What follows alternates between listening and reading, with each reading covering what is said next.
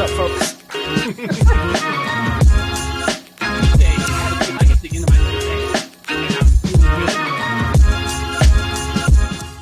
Good day, everyone, and welcome to the relaunch of the Michael and Kevin Show, a.k.a. the Kevin and Michael Show, a.k.a. Marketing for Coaches.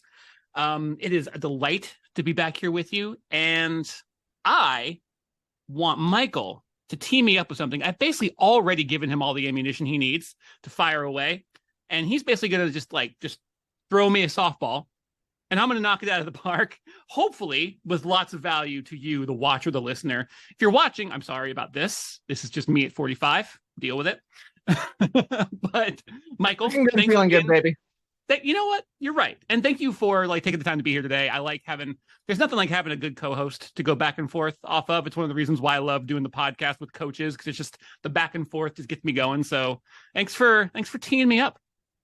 Kevin, we're looking for a 3-letter word that unlocks every professional relationship. This is a PG-13 podcast or a PG-13 show, right? I gotta keep it. I'll keep it PG-13. No R-rated answers. 3-letter word. I think. Well, I mean, yeah, it can be R-rated, but I think we should watch our language, because YouTube will ding us for that.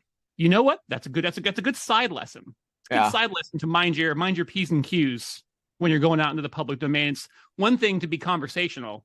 It's another thing to be a little bit lewd. So I'll keep it PG-13. Actually, we'll keep it PG. Basically, like old school Disney. We'll go like Little Mermaid, maybe a little Aladdin, something like that. It's good stuff. So you want me to talk about 3-letter words, and this is one of my very favorites. I think about this concept almost daily. I was going to say, you mentioned Aladdin. Now I want you to talk about riffraff and street rats. I'll save that for the After Dark episode. Okay. But for this one, I get these conversations that I get into with coaches all the time for the podcast and just for what we do here at Boxer as a marketing agency. And certain concepts come up all the time, even sometimes as the same word. And this 3-letter word pretty much comes up in every conversation I have with a coach, which at this point is hundreds. And that word is fit. Fit comes up constantly. And it seems like it, now that I've seen it and I've identified how important it is, how core of a concept it is, not just for coaching and not just for marketing, but for just all kinds of relationships. I see it now around every corner, and I see it represented in so many of the things that we do that matter to us. Now, fit for a coach comes across pretty plainly. Like, coaches are very, very conscious and very cognizant of the importance of a good fit between them and their client. If the client's not in a position of readiness, maybe they have identified something in your coaching that they respond to, but they're not ready yet, or they're in a different industry than your business currently focuses on. Not a great fit maybe at the present time. That's not to say that a fit is a determination that you make once and then it's all that way forever. Sometimes the timing's off. There are a lot of reasons why a fit can be just a little bit off. There are a lot of reasons why a fit can be right too. And that relationship with the coach and the client, and I'm focusing in on coaches right now for obvious reasons, but I feel like this applies broadly and almost universally.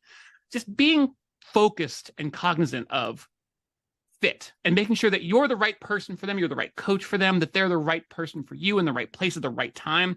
I see it come up constantly, and I think about it all the time in also like the way that we do what we do here at Boxer, where it's extremely important to us. Maybe it's at the top of the heap for us to be sure that we're delivering value on our expectations and building relationships with people that we want to work with, that we can help, that we can serve. This comes up a lot too as a adjacent concept, servant leadership, being of service to the people that we work with and work for. And it boils down to fit for me. And I like that it's such a tiny little word that covers so many aspects of professional life. I feel like I've been talking for a while about it. You speak on it. You have a lot of experience. I mean, obviously with, I think, a good example that you've talked about recently is discovery calls and chemistry calls. It's just the way we choose to use those words and how those are sort of ways to identify whether or not we're a good fit for each other. So you speak on what your experience of fit is. Yeah, I mean, I think from my perspective, you know, as kind of I mean, let's call me the managing partner of Boxer and kind of in charge of sales. Mm-hmm. When I'm having a sales conversation with a prospect, fit is absolutely number one. There's no question about it. And you know, as it applies to us, it also applies to a coach and their clients. I don't think I don't see a difference there, honestly. If the fit is bad on either end, it's not a relationship that's going to work out. And that's the trick, right? It's got to be a good fit from both sides. If I really want to make a sale and I convince the other person, right? And let's say I'm talking to a coach and I really want to make this sale, and the coach, excuse me, the coach, and maybe it's not a perfect fit, right? And they have some slightly different needs than what we offer in our service. And I, perhaps, make some promises and set some expectations. And I say, oh, you want to do this a little bit differently? Yeah, we can totally do that. We can totally do that. Right. Mm-hmm. Before too long, one party ends up bending over backwards, doing somersaults, jumping through hoops to try and make it work. And maybe it works for the first 6 weeks. Right. And then as the relationship continues, and those expectations that were set at the beginning become harder to meet because the fit was never really there, right? The fit was manufactured almost. That's right. It doesn't work out for anybody. It creates unmet expectations, which in my experience and my opinion is the root of all evil. Well, you and I'll double down, Kevin, on something that you and I were talking about this morning in our L10 with Umad and Lily, which is in order to make sure it's a good fit, you need to have a measure of adaptability and a larger measure of not adaptability, of holding firm to who you are and what you do, and not bending over backwards to try and make something work that is clearly not a good fit, right? And there's a balance there. There's a line that gets to be walked, and I mean that maybe is going to be different for everybody, right? And that's going to be different for every relationship, professional or personal. But I think that was something that we talked about a little bit this morning, and I like the concept as a thought experiment of like, what is that? Where is that balance? What does that look like? You need to be a little bit adaptable in every relationship, right? There's give and take, and you have to adapt a little bit. And at the same time, to really find a good fit, you need to hold firm to who you are, to what you do, to the services that you're providing. You got to set boundaries, right? If you're a coach and you're working with a client, you're an executive coach, you're a leadership coach, you need to say, you can email me 24 hours a day. I need 48 hours to get back to you. Right. Or you can hit me up on Voxer at any time. Right. I'm going to set aside 1 hour of my day to go over my Voxers.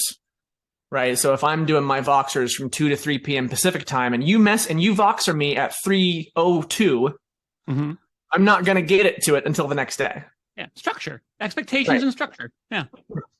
So, and really it comes down to like the way you're describing it. It's like other words that come up a lot are starting to pop into my head. Like what you're describing is authenticity, showing up authentically. And part of showing up authentically is being transparent and honest and realistic about expectations and boundaries. This is what you can expect. This is what I have to offer. This is how I'm going to show up. This is who I am. I'm seeing you for who you are, and I'm evaluating honestly and authentically whether we're a good fit for each other right now. And if the answer to that is no, whether it's a not yet, not quite, no way and no way Jose, or anything in between, we go from there. Authentically. I have 3 agencies in mind. I have 3 other coaches that I know who might be a better fit for you. I'm going to put you in touch with them. However that works out, that commitment to showing up authentically and finding the right fit, hoping that it's you, evaluating whether or not it is, and responding authentically and honestly to that evaluation is, I keep coming back. It's vital. It's crucial. Honestly, it's intrinsic to the values that we uphold as, I mean, I know that we're a marketing agency, but we've structured ourselves quite a bit like a coaching agency in the way that we express 100%. Our values and pursue our work. We keep finding that. Coaches keep telling us that too, which is very gratifying that we've aligned ourselves in that way, because it's the way we want to be in the space, in the world, you know? And we've structured ourselves that way in how we interact and work with and coach our clients. Yes, right. I want to circle back to something you said, Kevin. Authenticity. Yeah, it's a loaded word these days, right? And it's almost been, you know, it's been used so much that on some level it's kind of lost its meaning. So talk a little bit more about that, and what do you mean by authenticity? I think when I think of authenticity, you know, I think about, you know, being true to yourself is still a little bit wispy. I think a little bit nebulous, right? But being true to what you do, right? And the services that you provide and setting those boundaries, right? That's part of authenticity, I think, in this case. But what are your thoughts on that? Well, that's kind of, first of all, that could be its own episode, and probably will be. But in the context of in the Venn diagram of where it overlaps with our conversation about fit, I was really responding to what you were talking about when it comes to sales, in particular, where it's being adaptive to a certain degree, but also being deliberately and intentionally unadaptive. And by unadaptive, that kind of puts it in more of a negative light. That's just knowing who you are, what you offer, how you serve, having some clearly defined lines, some well-built structure. That's something that's common across all different coaches I've talked to, all different marketing agencies I encounter. Basically, anybody who offers a service, there's a combination of personalization and adaptability, but that's nested within an overarching structure that is essentially the value proposition, to use a marketing term, marketing speak, but it's still, it's a proposition of value. I'm proposing that our relationship might be valuable to us. Let's see it, let's explore it and see if it's true or not. And in this context, I think that's where the authenticity comes in, because it's another way of saying that you're being honest and forthright. You're not just, you know, saying I'm gonna hold true to my values. It's not some wishy-washy claim. It's authenticity as tangible. It's in the trenches authenticity. It's, this is what we are doing. This is what we offer. This is how we go about doing it. I think we could be a great fit. Let's talk about it and see if that's going to make sense. And we're going to honor what we discover together. We're not going to tell ourselves a story about how, oh, actually the fit is really good. It's just not quite there yet. And you're going to force it.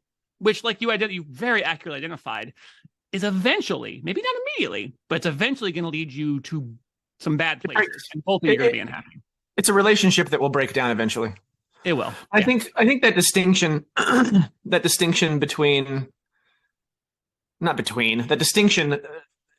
the distinction of authenticity and what that means, right? I think that's an important one in this day and age, because it's been so overused and you know, arguably, you know, co-opted to a sense where it's just driven into the ground, where sometimes you're just like, what, you know, everybody says authenticity. What do you mean by that?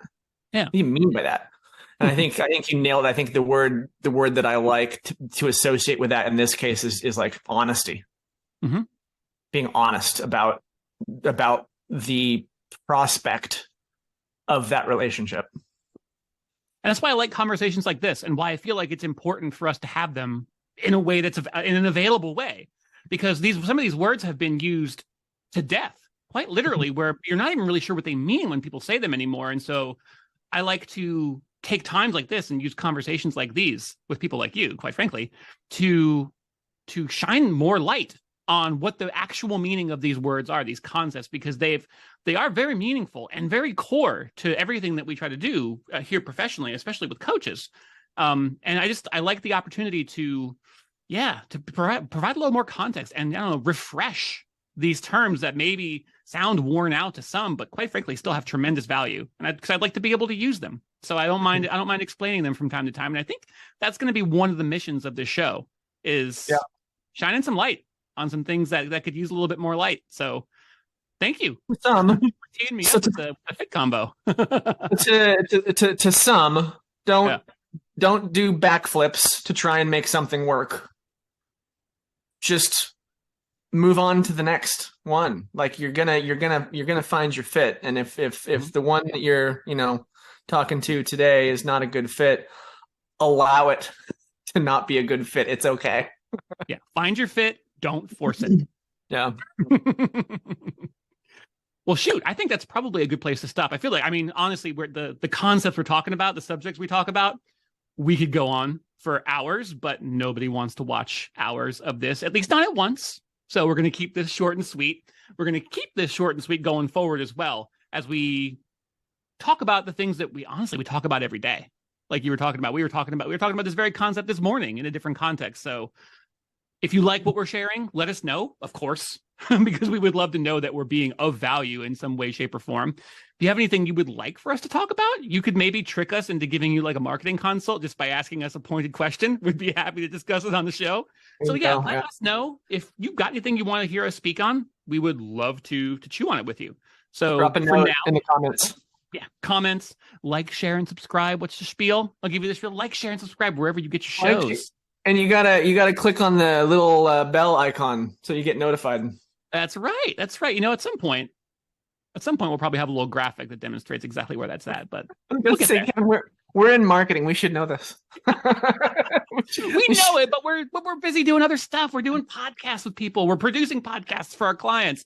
We're doing all sorts of other stuff. But we can talk about that. We can advertise ourselves some other time. The cobbler's children have no shoes. It's not the cobbler. It's fine. It's fine. Oh, that's perfect. Well, for now, thank you for being here, and we'll talk to you again real soon.